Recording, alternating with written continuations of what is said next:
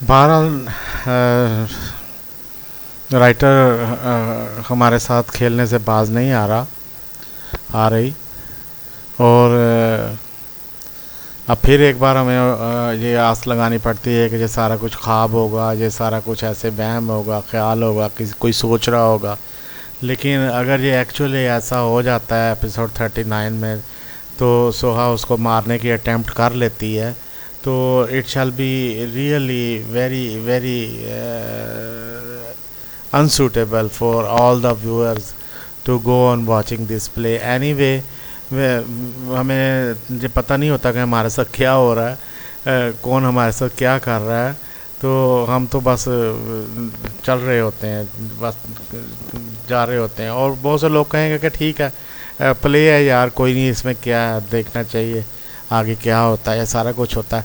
लेकिन हम इमोशनली क्या कुछ फेस कर रहे हैं, क्या कुछ देख रहे हैं, दैट्स अनदर थिंग। और अच्छी अच्छी बात है, जो प्ले की नेक्स्ट एपिसोड है is going to be very much thrilling again. और एक तरफ जरका जो है अपने एम्बिशंस में कामयाब होती नज़र आ रही है।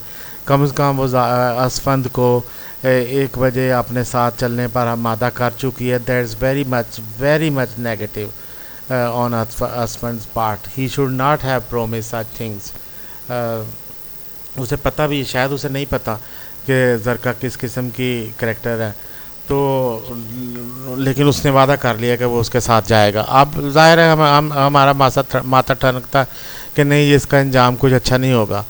तो उसके बाद दूसरा सीन अनएक्सपेक्टेडली बहुत अच्छा सीन है इसमें नेक्स्ट एपिसोड में, जिसमें जेमल उसे उसके करेक्टर के बारे में वार्न करती है या आगाह करती है कि तुम जो कुछ भी कर रही हो और जो कुछ भी तूने किया है वो ठीक नहीं है। तो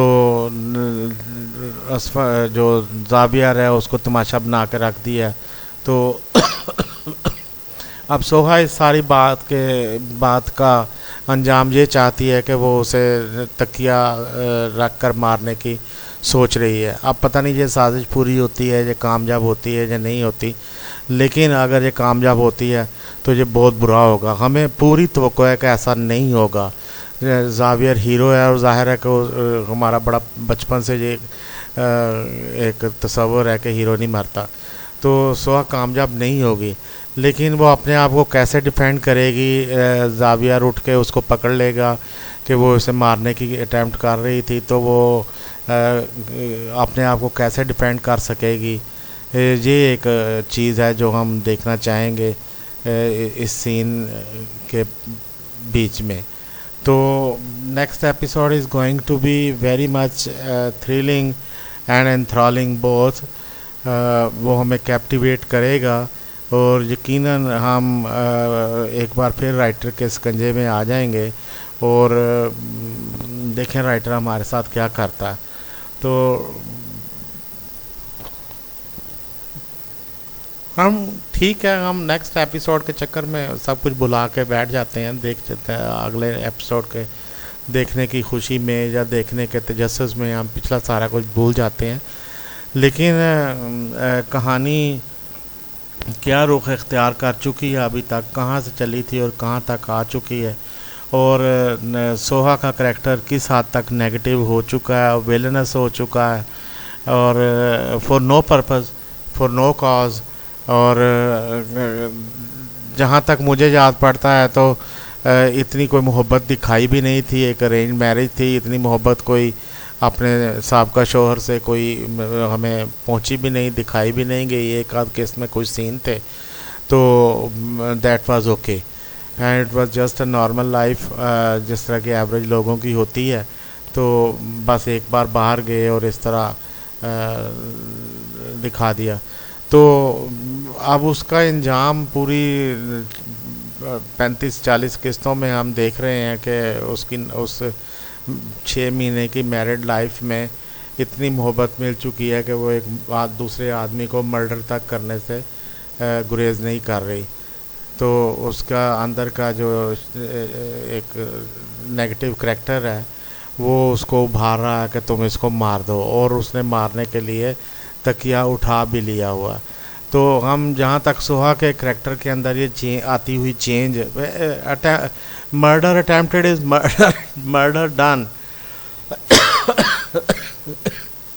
तो ये भी एक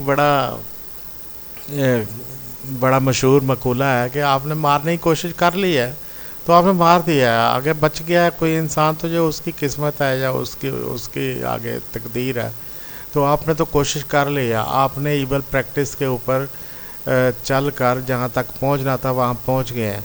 तो सोहा का करैक्टर अगर वो इसको एक्सेप्ट कर लेती है कि हाँ जी मैं मार देती हूँ, तो उसने ज़ाहिर है कि अपना करैक्टर के अंदर ये नेगेटिविटी आने दी है और एक्सेप्ट कर ली है। तो हम बड़ा हैरान होते हैं कि सोहा का करैक्टर कहाँ से शुरू हुआ है, एक loving wife towards our first husband, then a faithful wife to the memories of her first husband, and then all these things, जो खुददारी और ये सारी चीज़ें, और हमें बड़ा अच्छा लगा, चलो ठीक है, लेकिन वो तूल दे दिया गया। अच्छा अब ठीक है, हम बड़ा चलते रहे, फिर शेड्स भी आए कि मोहब्बत भी महसूस होने लगी, स्मूथनेस भी आ गई करैक्टर में, और ज़ावियर की तरफ रवैया भी बदलने लगा, बर्फ़ें पिघलने लगीं और ऑल दीज थिंग्स। तो अब एकदम से फिर सडन चेंज आई, एकदम से फिर उसके अंदर उसने कहा कि अपने आप हो गया उससे। ज़ाहिर है हम मानने को तैयार हैं कि वो अपने पुराने हस्बैंड के ख़्यालों में खोई हुई थी और ज़ावियर को एक लम्हे के लिए शायद वही तसव्वुर कर रही थी, और एक लम्हे के लिए जब उसे महसूस हुआ, एकदम जब उसे महसूस हुआ कि ज़ावियर उसके सामने खड़ा है और उसका शौहर राफ़े उसके सामने नहीं है, तो उसे गुस्सा आ गया और उसने वो सब कुछ कर दिखाया।